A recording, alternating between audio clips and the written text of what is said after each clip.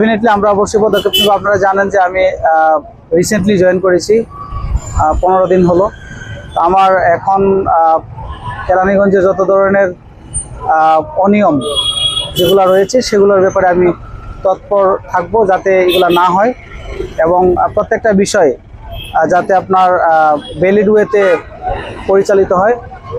শুধুমাত্র আপনার এই জ্বালানি পদার্থ না, পাশাপাশি পরিবেশ, তারপর মাদক নিয়েও কিন্তু আমি কাজ করব। আমি প্রত্যেকের সাইড থেকেই আমি ইনফরমেশন চাইব।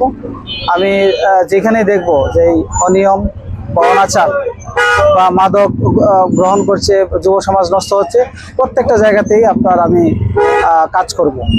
আরেকটা প্রশ্ন ছিল যে এই যে আমরা গত বছরে যে আলিপুর ব্রিজের পাশে, এই পাশে একটা বালির গদি, এই পাশে একটা বালির গদি, এইটাতে রাস্তা দিয়ে যখন গাড়িগুলা যায় সেই ক্ষেত্রে বালি উড়া মানুষের পরিবেশ নষ্ট হয়। আমরা বিগত দিনে নিউজ করার পর এখানে সিলেটে এসে জরিমানা করে যাওয়ার পরও তাদেরকে সাময়িকভাবে বলেছে বন্ধ রাখার জন্য, তারপরও তারা এখানে চালিয়ে যাচ্ছে। যে এই যে ব্রিজের ডালে আর এই যে এই পাশে এইগুলোর বিষয়ে আসলে কি পদক্ষেপ? ওকে, আপনি ভালো একটা ইনফরমেশন দিয়েছেন। যেহেতু আপনার বিঘ্নিত এবং তারপরে হাই রোডের পাশে যেহেতু ক্ষতিকর, ডেফিনেটলি আমরা এটা অবশ্যই বন্ধ করব অবশ্যই। এবং যারা এই বিষয়টা চালু রাখছে তাদেরকে অবশ্যই আমি আইনের আওতায় নিয়ে আসবো।